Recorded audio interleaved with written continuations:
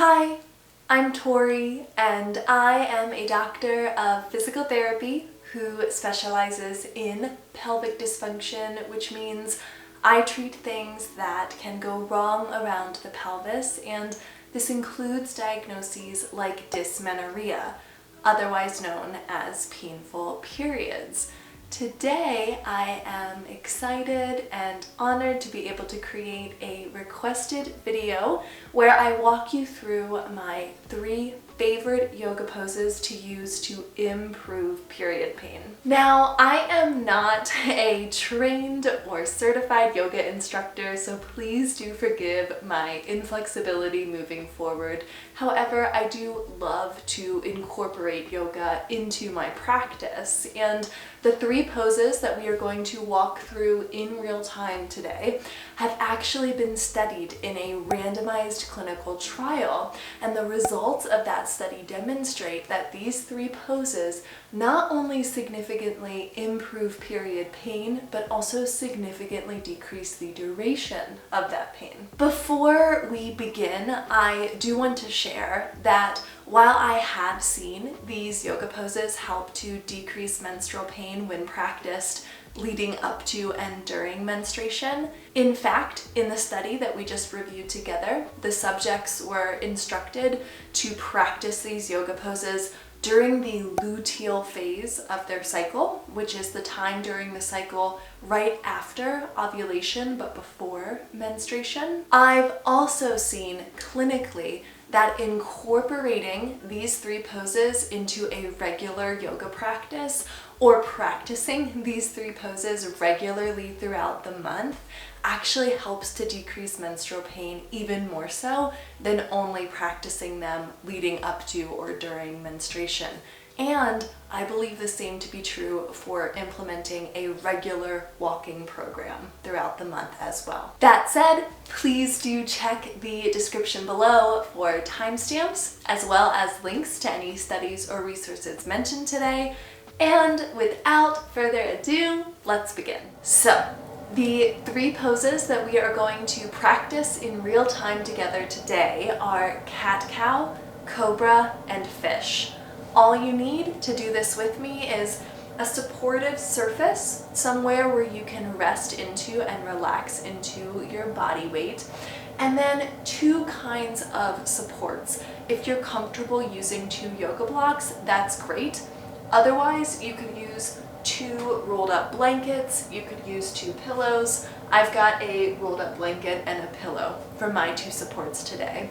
And finally, if you are someone who benefits from heat, if you have a heating pack around the house, you can bring that with you today as well, because there is a really lovely way to incorporate heat into the final pose. Let's go ahead and begin with cat-cow. Now, in order to practice cat-cow, we are going to be getting on our hands and knees.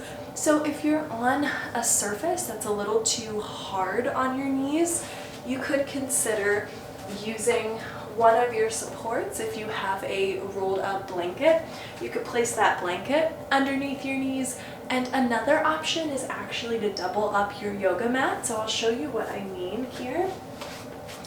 You can take your yoga mat and create extra support. You can even do it twice if your mat will let you, just so that your knees have somewhere soft, more supported to land. And the reason that I think this is so important is because comfort is one of our primary goals and primary intentions with this practice. So if you need the extra support for cat-cow, get the extra support for cat-cow. Otherwise, we're going to be getting into a tabletop position. So a couple of notes for tabletop. First thing you want to do, try and get your hands nice and wide. Try and place them right under your shoulders. Try and have your knees be hip-width apart, and then start to pay attention to your spine. We don't want to sink into an arch, but we also don't want to be curled. We're looking for a nice, neutral spine. And the next place to check into is going to be your neck, your shoulders. Where are they? How close are your ears to your shoulders? And can you create some space? Can you elongate your neck? And then hang in that tabletop position and start to bring some awareness to your breath. Breath is actually something that we have some good evidence to support can help manage period pain. Slow breathing, specifically with a nice and intentional focus on the inhale and exhale. So let's do that together. Bring attention to your breath and nice, slow breathing. Here we go. In and out. Good. Now, the first place that we're going to go is into cow. So we are going to inhale and we're going to think about letting our belly be long. We're going to think about letting the connective tissue around our abdomen stretch. And we're also going to think about leading with our neck and chest instead of letting our shoulders sink to our ears. So here we go.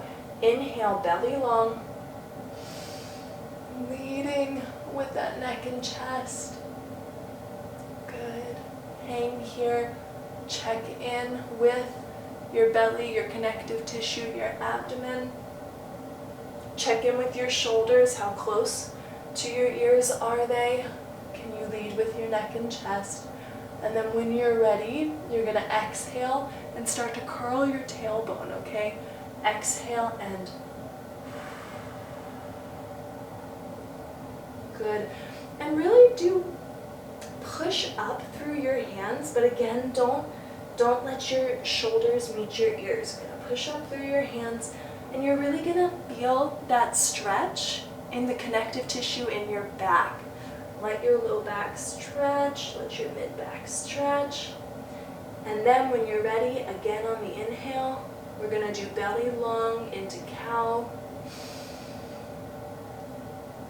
Try and follow your neck and chest. Don't let your shoulders go down. There you go. Lots of space, and when you're ready, exhale. Good. Good. And again, when you're ready, inhale and belly long. Nice and slow and controlled. Really elongate that neck. Good. Think about that connective tissue stretch around the abdomen and exhale. Tailbone tuck. How intentional can you be about the movement of your spine? Can you feel each spinal segment curling? Good. And again, we're going to do 6 more. Inhale. Belly long. Lead with that neck. Chest open. And exhale. Tailbone tuck. Connective tissue stretch in the back, pushing up through our hands and our knees. Good. And inhale. Belly long. Good. Nice, slow and controlled exhale.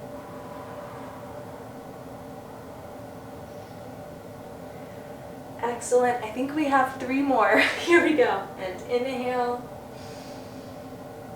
Belly long, connective tissue stretch, neck long, chest leading with chest open. Exhale. Tailbone tuck. How slow and intentional can you be about that spinal movement? And a note, when we go down, we are putting our chin to chest, but not forcefully. You don't want to hurt yourself. Just downward gaze in between your hands to where's comfortable. And again, here we go, last 2.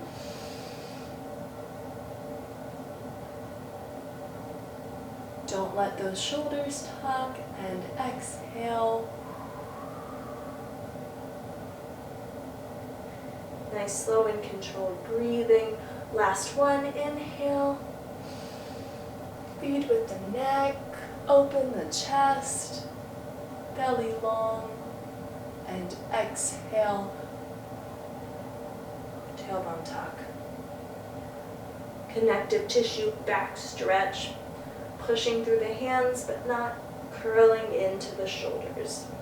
The next place we're going to go is into Cobra. So we're going to get onto our bellies. Alright, so a couple of notes getting into a comfortable and effective Cobra. Let's go ahead and get our knees about hip width apart.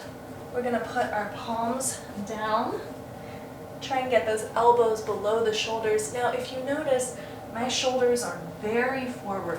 We want to be very intentional about shoulders. We're going to roll them back. We're going to check in with shoulder blades and try and roll shoulders back, squeeze shoulder blades together, okay? We're going to start all the way down on the floor. It's really important, especially if you're using this pose for pain management, that you don't muscle into it, and I'll show you what I mean. A lot of times, even though we're anchored through our hands, people will really muscle in to the pose, and you see a lot of this forward shoulder, like I'm stretching, but it's really uncomfortable. There's not a lot of space here. So what we want to do instead is break Cobra down and get really intentional about where our comforts are and where we're able to relax into the pose as opposed to muscle through it. So we're going to start here. Remember, shoulders back, shoulder blades are squeezed, hands are under our shoulders. Gently rest forehead to the ground. And then we're going to push through hands and feet. And we're just going to go to where we can. This is a lot. It's a lot of back strength. Check in with those shoulders. Try and keep that neck long. And maybe this is it. Maybe this is where we can go. And you can really see if you're muscling, if you can lift your hands up. That's a good test. Alright, so maybe we're here, and we're going to bring our attention to our breath, okay? Here we go. Inhale. Good, and then exhale. Back down. Good. And when you're ready, here we go again. We're inhaling just to where we comfortably can, and exhale. And maybe you can tell that even though I know how to do the movement correctly, it's a struggle for me, so I have to stay in almost like a baby Cobra place. But if you can get up higher, by all means do. So here we go, exhale. Good. And then inhale, belly long. Good, shoulders back and rolled. Neck long, and exhale. Good. Really thinking about hands, pubic bone, and feet. The tops of your feet being your anchors. And again, inhale. Belly long, nice and slow. And exhale. Good. 6 more, I think.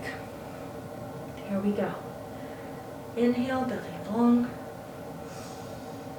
And maybe as you practice, you can get a little bit higher. Exhale. Good. Inhale, belly long.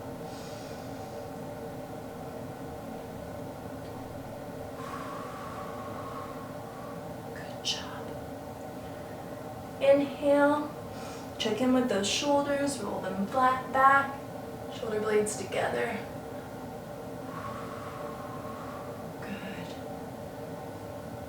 Go. Final 3. Nice, slow and controlled. Inhale and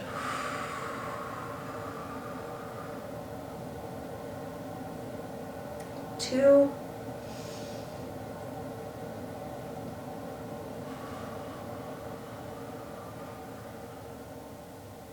And final 1. And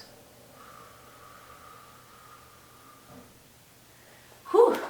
And if you're like me, you may have broken a sweat. which is great because now we get to really, really relax into fish. So I'm going to show you 2 different ways to get into fish. I am really a big fan of supported fish. Again, the intention behind these yoga poses is to really focus on comfort and relaxation and mobility,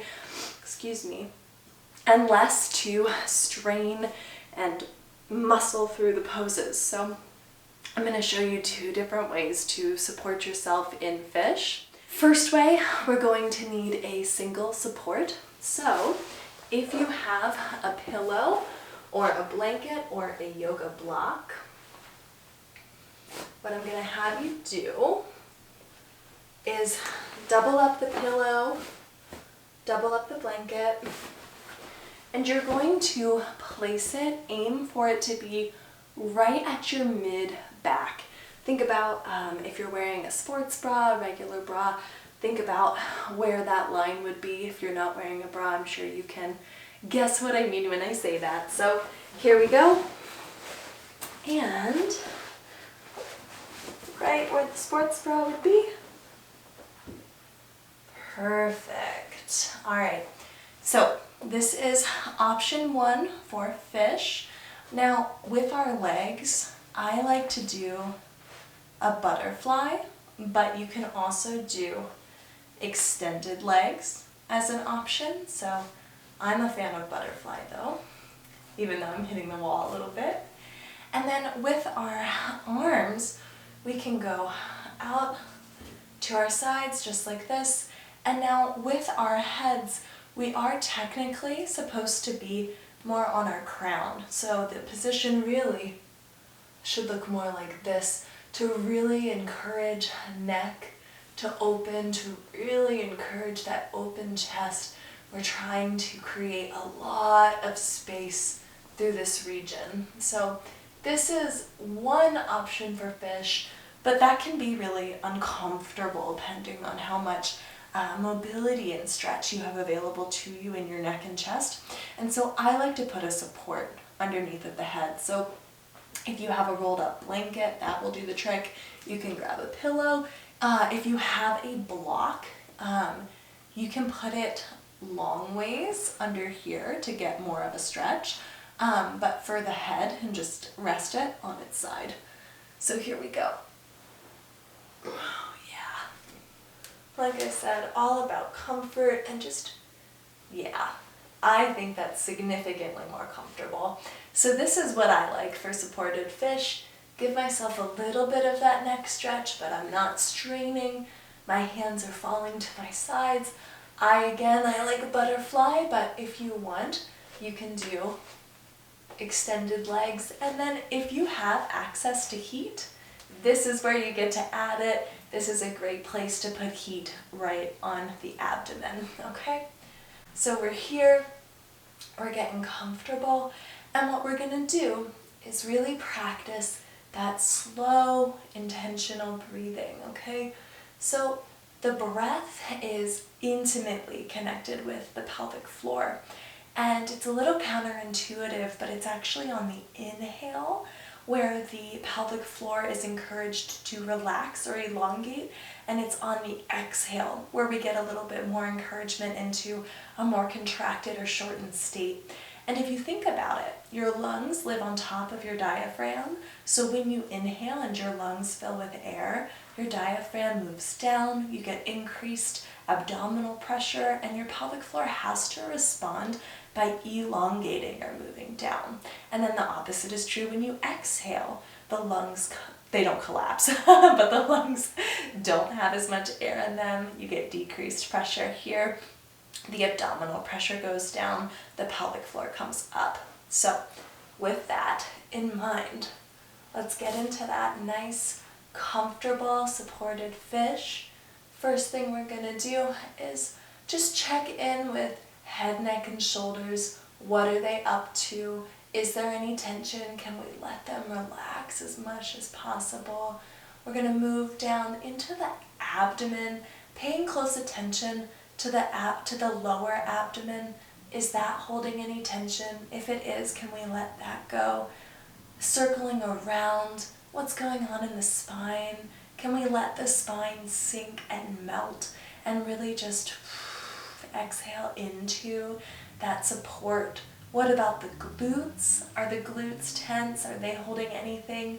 Can we encourage them to also just let go and melt into the mat beneath them? And then just a quick check with the muscles that live around the leg. What are the front of the thighs and the back of the thighs doing? Are they holding us? Are they trying to support us?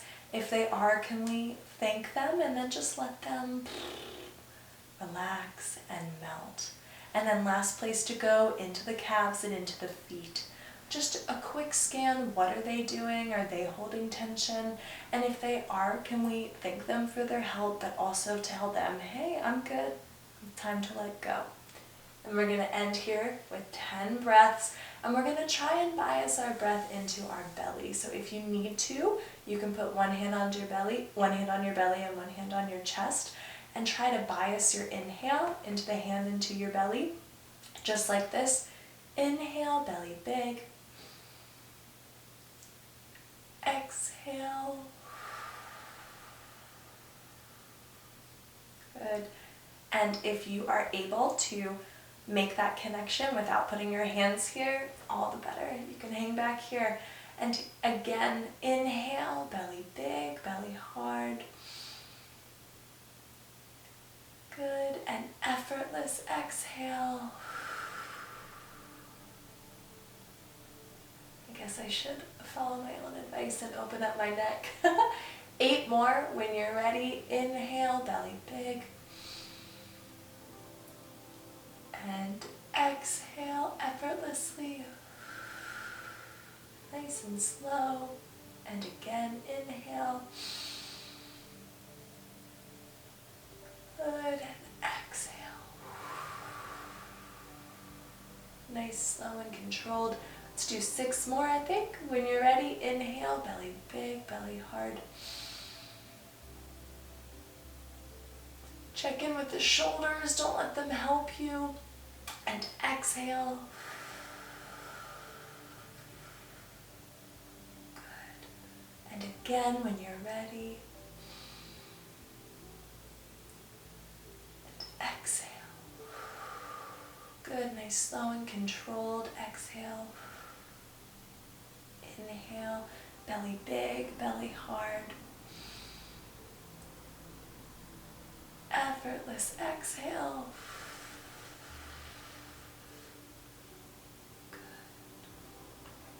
I'm just checking my camera will shut off after a certain amount of time. I think I'm going to be okay. All right, 3 more. Here we go. And inhale. Belly big, belly hard, and effortless exhale. For me, I find my shoulders always want to help me, and I constantly have to tell them, I don't need your help. 2 more.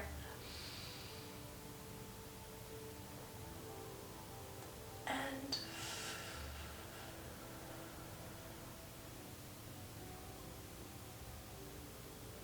I also just caught my thighs trying to help me. Thank you, thighs. Let it go. And 2 more.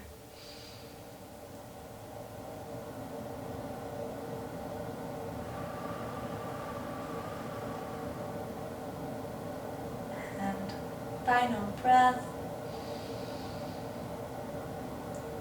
Effortless exhale. Good. Now, when you are getting out of this position, you want to avoid a head rush, so don't just come straight up. What you can do is roll over onto your side and then gently, nice and slow, get yourself back up into a seated position. That concludes my sharing my 3 favorite yoga poses that I like to use to help decrease menstrual pain. I hope that even though I am certainly not a practiced yogi, nor do I have the certification or training to call myself an instructor, I hope that they were still helpful for you to walk through them in real time. Remember, even though I have seen them be effective and helpful when practiced during the luteal phase as well as during menstruation, I sincerely believe that they are even more effective if they are either practiced in isolation throughout the month or if they're incorporated into a regular yoga practice throughout the month. And again, I really feel the same is true for a walking program. Getting outside and walking 20 to 30 minutes a day, 3 to 5 days a week even. Just that consistent movement and mobility. Alright, on that note, thank you so much for watching. If you found this video helpful or you enjoyed it, please do give it a thumbs up. If you didn't like it, go ahead and let me know down below what I can do to improve in the future. Please feel free to comment absolutely anything, content suggestions, feedback, questions you have. Really anything. I do try really hard to read and respond to all of my comments. Don't forget to check me out on Instagram. And finally, if you want to see more content from me, please do consider subscribing to the channel. I make videos not only about pelvic things like today's video, but also about life things. Thank you again so much for watching. Thank you for this request. It's really exciting to feel well enough and confident enough in my own body with my own pelvic healing things to be able to do this kind of video. So thank you. And I hope you have a wonderful rest of your day, and I will see you in the next video. Bye.